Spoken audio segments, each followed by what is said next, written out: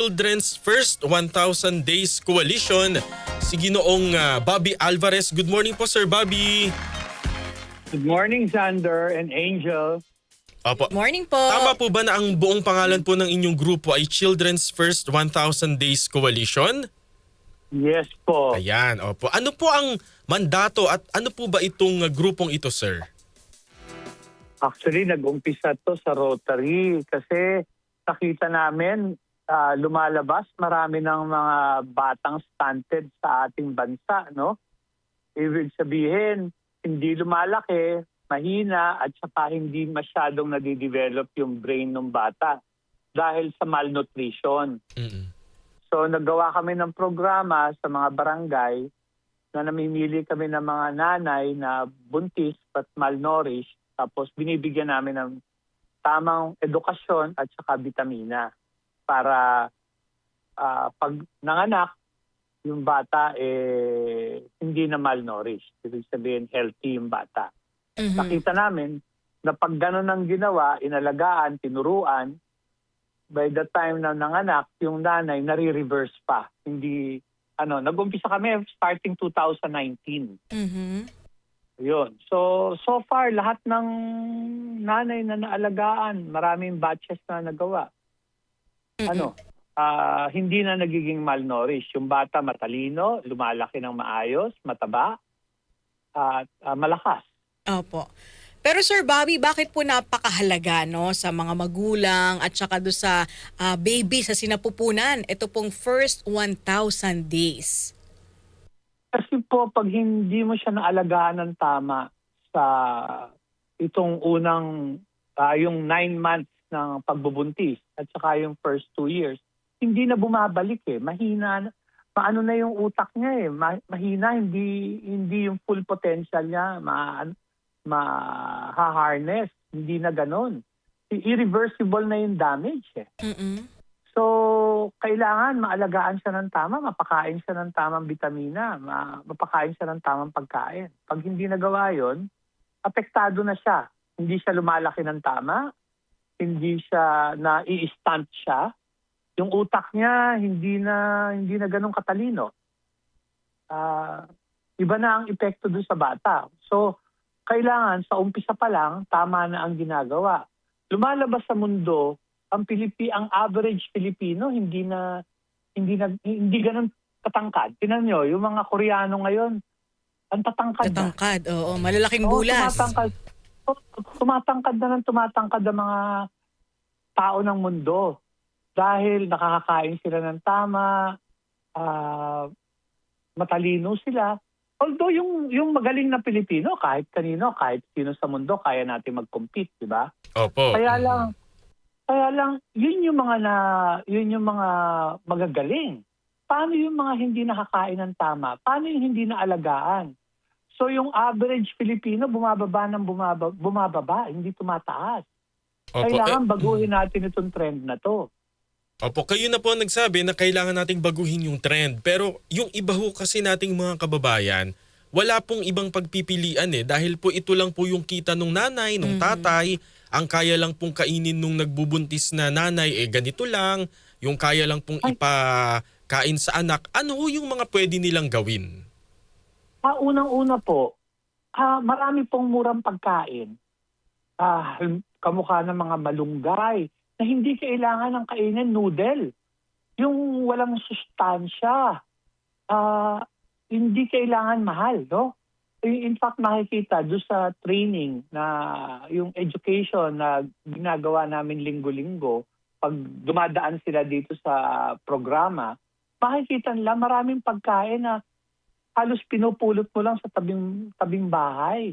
Na lumalaki yung mga halaman na pag kinain mo, iba ang epekto. Bakit mo kakainin ng noodle na walang magandang maidudulot sa'yo? So, aside from pagbibigay ng tamang pagkain, tamang edukasyon din dahil maraming murang pagkain na mabuti at pwede ring itanim. Pwede yung mga katulad yung binanggit ni Sir Bobby, yung malunggay, pwede naman pitasin yan dito sa mga tanim po natin or sa kapitbahay kung wala. Ipagpaalam mo lang. Ipagpaalam mo lang, di ba? Kasi baka naman magalit yung iyong kapitbahay. Pakawalan yung aso, habulin ka pa. Papaano po sir halimbawa yung mga lugar po na talagang congested, Yan, lalo po sa tulad sa Metro Metro Manila, na talaga wala namang tumutubong talbos ng kamote o ng kangkong, yung mga ganun ho. Kahit nabilin mo sa palengke ang mga gulay at yung mga masustansyang bagay, kung may kaalaman ka kung ano yung tama, maipoprograma mo ang pagkain mo ng mas masustansya. Ang ituturo, hindi kailangan mahal ang pagkain para maging masustansya. Kailangan lang alam mo. So, sabay ang pagbibigay sa pagtuturo. Sabay ang pagbibigay sa malaman niya kung ano yung dapat. So, tulong-tulong ito, hindi lang kami. Actually, kasama yung National Nutrition Commission, kaya nga naging coalition eh. Kasi pagdating sa barangay, bawat barangay, meron na rin mga tao na andon na ang kanilang objective tulungan ang population ng local area. So pag namili kami ng 20, halimbawa, bawat batch, hihikayatin mo yung mga kasama doon mula sa barangay captain, magtutulong-tulong kayo. At kabuuan, makikita na pwede pala, hindi pala kailangan maging mahal. Pwede palang maging mura, kaya lang mas equipped yung nanay ng tamang pamamaraan ng pagkain. At pati yung kalinisan. Kasi pwede pala na tama yung kinakain mo, kaya lang yung tubig mo madumi. At mag-LBM lang yung bata ng tuloy-tuloy. Yung lahat ng nutrition lalabas lang din. So ito'y kabuuang pag-aalaga ang kailangan mo. Hindi basta-basta pagkain lang. Opo. Sir Bobby, kanina nabanggit mo yung barangay. Sapat po ba yung suporta po ng gobyerno sa mga ganitong programa po ng ating lokal na pamahalaan? Nang sa ganun, bumaba po itong malnutrition dito po sa ating bansa. Hindi ho pera ang hinihingi namin kung hindi panahon. Yung pagtulong sa tao. Kasi kami na ho yung coalition na po ang naghahanap ng pera. At kung meron hong national na pera, halimbawa ho, the Department of Health o DSWD, ikino-coordinate lang ho namin para makarating sa barangay just in case hindi nakakarating. Alam niyo, meron naman hong budget na andyan na eh. Minsan hindi lang buo. Ang ginagawa namin, pinupunuan lang namin yung kakulangan. Pinupunuan lang namin yung kulang sa koordinasyon. Pagdating ho ng mabubuo ho siya. Meron naman ho eh. Opo. Actually sir, yung coalition nyo nga po, yung inyong NGO, hindi po yan dapat ang namomroblema eh. Dapat po talaga government. Kumbaga po kayo, support lang. Kami po ang nagduduktong-duktong para magsama-sama yung mga bungi-bungi para ho mabuo at ma-implement po yung kagustuhan natin na hindi ho maging malnourished yung bata. So, parang kayo mitya. Kasi meron na rin hong tao yung barangay na gumagawa ng ganito eh. Kaya lang hindi ho nila minsan nagagawa ng tama kung hindi ho may kumukumpas. So, ang kakulangan ho, dinadagdag ho namin. Opo. Ano ho yung mga, ano po yung mga particular po na mga produkto o pagkain na ibinigay po ng Children's First 1,000 Days Coalition dun po sa inyong mga beneficiaries po in the past? Halimbawa po, gatas. Hindi ho naman yung gatas sa bata eh. Gatas sa nanay. Kailangan ho maging healthy yung nanay. So, sino ang pagbigyan mo ng gatas? Yung nanay, para tumaba. Vitamina, para sa nanay. Yung mga tamang mga pamamaraan, like pag ka manigarilyo, kainin mo yung tama. Ano ho ba ang minsan ho yung mga nanay, nagsisigarilyo, umiinom pa eh. Correct. Habang nagbubuntis. Tapos hindi nagpapahinga, hindi ho tama ang pamumuhay. Kailangan ho lahat ho ng ginagawa ng nanay na ililipat doon sa bata eh. Mhm. Kung hindi ho mag-aalaga ng sarili, akala niya walang epekto doon sa bata, doon sa kanyang kinabubuntis. Pag nanganak na, yung gatas na binibigay niya doon sa bata, importante yun. So tama yung kinakain niya para maibigay niya doon sa bata yung proper nutrition. Mm. Paano naman Sir Bobby yung mga nanay na wala pong gatas? Diba may mga ganyan po tayong sitwasyon na hindi po sila makapagpa-breast feed sa kanilang mga baby? Opo, meron din po. Kaya lang lumalabas ho, kung yung first 9 months niya, naalagaan na niya yung sarili niya, sa kaalaman ko ho, may gatas po sila. Nagkakagatas ho sila. Madalas ho, yung mga ganun na nangyayari dahil ho, hindi rin ho sila maalaga sa sarili. Kaya nga ho, importante yung preparasyon. Yung panahon pa lang ng pagbubuntis, alam na nila yung dapat. May mga gulay at mga pagkain na definitely po ang net effect, healthy yung patigatas nila. Meron ho. At just in case, di bibigyan natin ng substitute. Meron naman hong binibigay. Opo. Mhm. Opo, sir, meron po tayong mensahe mula po sa ating viewers sa ating Facebook Live kay Ma'am Jocelyn Gatica.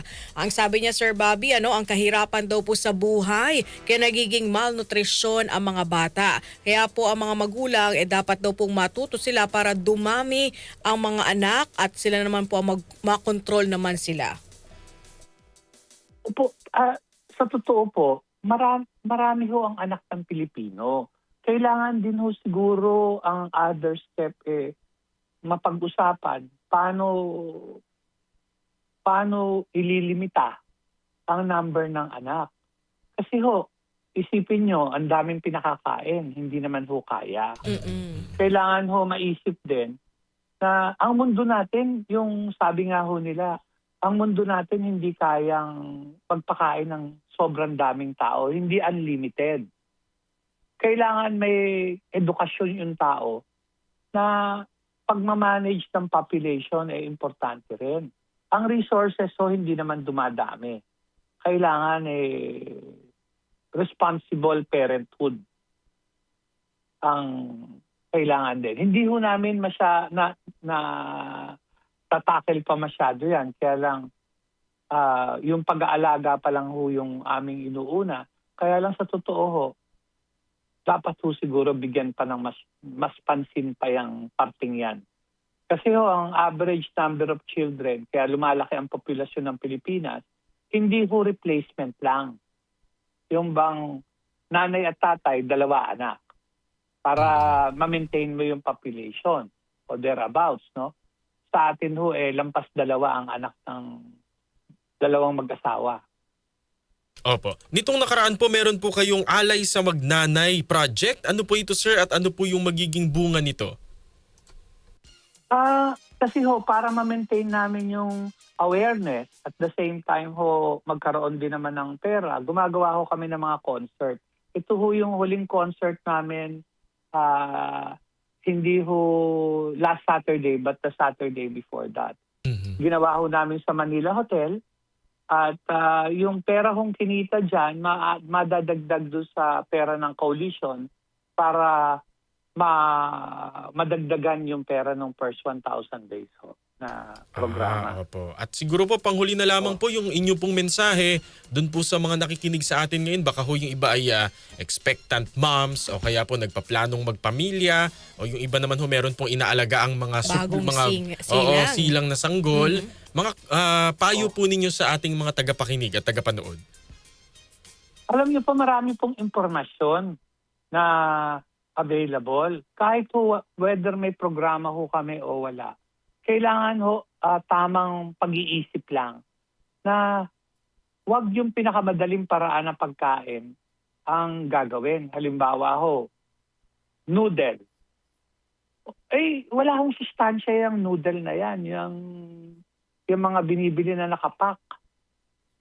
Yung pinakamadaling kainin, yan ho usually ang walang masyado sustansya. Yung natural na pagkain ho, gulay, karne, isda, mas matagal lang hong lutuin, kaya lang yun ho yung tama. Yung shortcut ho, wala hong kabutihang nadadala. So, yung National Nutrition Commission ho, meron ho silang mga pampleta na even on your own, basahin nyo ho.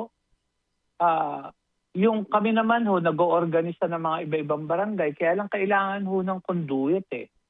Kailangan ho may mag-implement. Iba-ibang organisasyon ho ang ini-encourage din namin na gumawa ng ganito. Kami ho nagpo-provide ng information at yung pamamaraan, nagko-coordinate po kami. Kaya lang wala ho kaming abilidad na manpower na pag-implement sa bawat barangay. At kahit na po magawa namin sa bawat barangay, hindi rin ho kaya yung buong populasyon. So by batches ho namin ginagawa. Hopefully ho, habang ginagawa ito, yung kaalaman ma-share doon sa mga kaibigan o kapitbahay para dumami na hindi pala ganun kamahal ang gastusin para mas matutunan ng magulang ang pagpapalaki ng bata. Ayun. Okay, with that, Sir Bobby, maraming salamat po sa inyong oras at panahon dito po sa aming programa. Mabuhay po kayo at ang First 1,000 Days Coalition. Thank you, sir. Maraming salamat po, Sander and Angel, sa mga nanonood. Magandang umaga. Nakausap po natin si